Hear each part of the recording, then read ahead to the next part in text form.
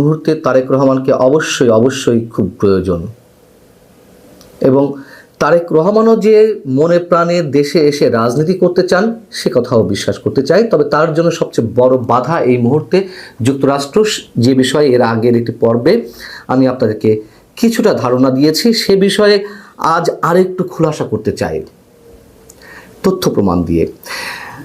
এবং আমাদের অনেকেরই ধারণা, অধিকাংশ মানুষের ধারণা যে তারেক রহমান ব্রিটেনে আছেন রাজনৈতিক আশ্রয়ে, অথবা তিনি রাজনৈতিক আশ্রয়ের জন্য, অ্যাসাইলামের জন্য আবেদন করে বসে আছেন। আসলে কি বিষয়টি তেমনই? আমার মনে হয় না। আমি যতদূর জানি যে তারেক রহমান ব্রিটেনে ডিপেন্ডিং ভিসার জন্য আবেদন করেছেন। কেমন? সেটা হচ্ছে, তারেক রহমানের স্ত্রী জুবাইদা রহমান ব্রিটেনের একজন কনসালটেন্ট ডক্টর। সেখানে তার পেশার মূল্য অনেক। তিনি এরই মধ্যে হয় পার্মানেন্ট রেসিডেন্সি পেয়েছেন অথবা সিটিজেনশিপ পেয়েছেন, দুটোর যে কোনো একটা। আর তাদের কন্যা, একমাত্র কন্যা জাইমা রহমান, তিনি সিটিজেনশিপ পেয়েছেন, এটুকু জানি। এখন তারেক রহমান হয়তো এর কোনোটি পাননি, বা যতদূর জানি আমি, যেহেতু কোনোটি পাননি সেহেতু ডিপেন্ডিং ভিসার জন্য তার পাসপোর্টটি ব্রিটিশ সরকারের কাছে রয়েছে। এবং তার একটি প্রমাণ যে যেহেতু তার পাসপোর্ট নেই, বাংলাদেশ সরকারের পক্ষ থেকে বলা হচ্ছে যে তিনি যাতে দেশে আসতে পারেন, তার মমতাময়ী মায়ের স্পর্শ পেতে পারেন, সঙ্গীর অবস্থায় তার মায়ের পাশে থাকতে পারেন, এজন্য একদিনের মধ্যে ট্রাভেল পাসের ব্যবস্থা করবে। কিন্তু তারেক রহমান সেটিও নিতে চাননি, বা এখনো পর্যন্ত সেই ধরনের কোনো ইচ্ছা প্রকাশ করেনি। এটি সরকারের পক্ষ থেকেই বলা হচ্ছে।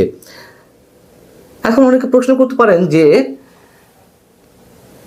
দেশে আসার ক্ষেত্রে যদি পাসপোর্ট সমস্যা হয়ে থাকে, তাহলে তিনি এর মধ্যে গত 18 বছরের মধ্যে দুবাই, সিঙ্গাপুর বা সৌদি আরব কীভাবে ভ্রমণ করলেন, সেটিও করতে পারেন তিনি ব্রিটিশ সরকারের কাছে। স্পেশালি তিনি আবেদন করে হয়তো জরুরি কাজে তিনি এইসব দেশে গেছেন। কিন্তু খেয়াল করে দেখুন, তারেক রহমান কিন্তু এর মধ্যে কখনো যুক্তরাষ্ট্রে প্রবেশ করতে পারেননি বা যাননি। কেন যাননি? এবার আসি আসল কথায়। 2007-08 111 সরকারের সময় বাংলাদেশে মার্কিন রাষ্ট্রদূত কে ছিলেন? James F Moriarty. তখন ওয়াশিংটনে জেমস এফ মরিয়ার্টি একটি বার্তা পাঠান, গোপন বার্তা পাঠান, যেই বার্তাটি জুলিয়ান অ্যাসেঞ্জের উইকিলিক্স ফাঁস করেছিল। লক্ষ লক্ষ তার বার্তা ফাঁস করেছিল উইকিলিক্স, এবং তার মধ্যে তারেক রহমান সম্পর্কে বেশ কয়েকটি বার্তা উইকিলিক্স ফাঁস করেছিল, যেগুলো আবার তখন বাংলাদেশে গণমাধ্যমে প্রকাশ হয়েছিল। আমরা হয়তো অনেকেই ভুলে গেছি। উইকিলিক্সের ফাঁস করা তথ্য থেকে যা জানা যায়,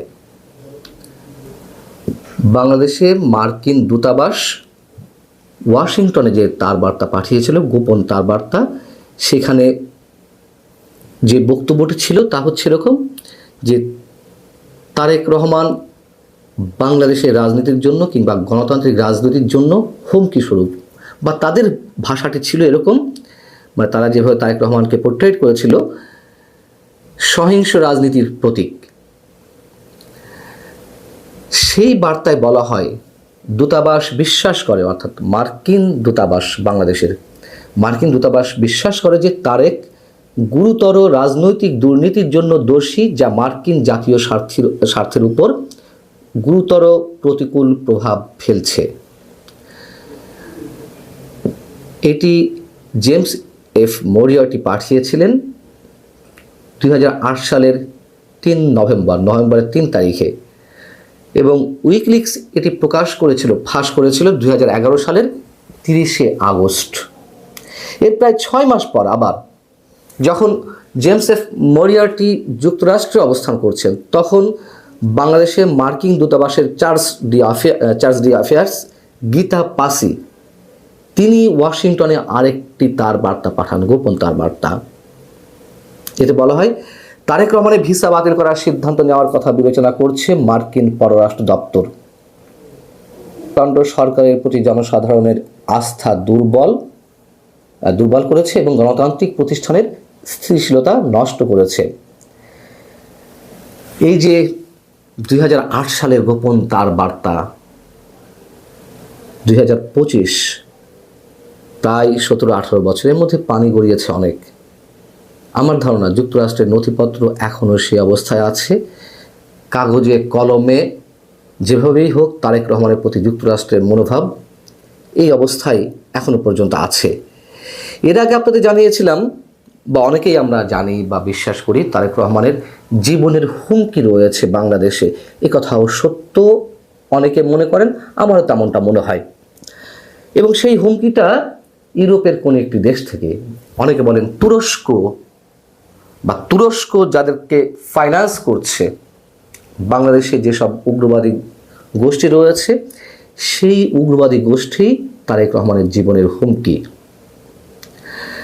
যুক্তরাষ্ট্র হয়তো এর মধ্যে তার মনোভাব বদলাতে পারত, কিন্তু যোগাযোগটা হয়তো সে পর্যায়ে হয়নি।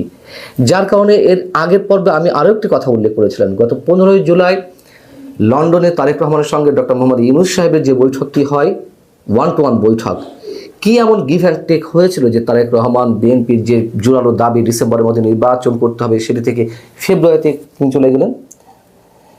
এবং অনেকেই অনেক ধরনের কথাবার্তা বলছিল, অনেক ধরনের নোংরা কথাবার্তাও হচ্ছিল, কিন্তু আমার যেটি মনে হয় সেটি হচ্ছে, এর আগেও আপনাদের বলেছি, যুক্তরাষ্ট্রের এই বিষয়টি ফয়সলা করার জন্যই সম্ভবত ডক্টর ইউনূসকে বলেছিলেন তারেক রহমান। ডক্টর ইউনূস সেটি লুফে নিয়েছিলেন এবং তারেক রহমানকে আস্থায় আনতে সক্ষম হন ফেব্রুয়ারিতে নির্বাচনের বিষয়ে। এই ছিল সম্ভবত আন্ডার টেবিল এগ্রিমেন্ট।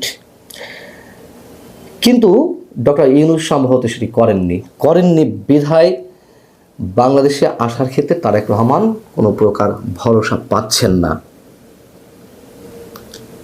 তার কারণ যুক্তরাষ্ট্র এখনও তার অবস্থানে আছেন। এখন যুক্তরাষ্ট্র কি আসলে কোন অবস্থানে আছে, মানে তার জীবনের হুমকি? নিশ্চয় না। আগেই বলেছি, যুক্তরাষ্ট্র তার জীবনের জন্য হুমকি নয়, বরং তারেক রহমান যেটি চাইছিলেন বা চাচ্ছেন যে এদেশের নিরাপত্তার বিষয়টি যেন যুক্তরাষ্ট্র তাকে নিশ্চয়তা দেয়, অথবা ভারতের কাছেও তিনি সেই বিষয়টি আশা করেন।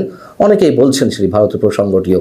যেহেতু তারেক রহমান ব্রিটেনে এখনো পর্যন্ত কোনো প্রকার স্ট্যাটাস পাননি, সেখানে বসবাসের জন্য মানে অস্থায়ীভাবে আছেন, এবং আমরা জানি সেখানে অন্য কোনো দেশের নাগরিক 5 বছর থাকার পর পার্মানেন্ট রেসিডেন্সির জন্য আবেদন করতে পারেন বা সেই স্ট্যাটাসটা পেয়ে থাকেন।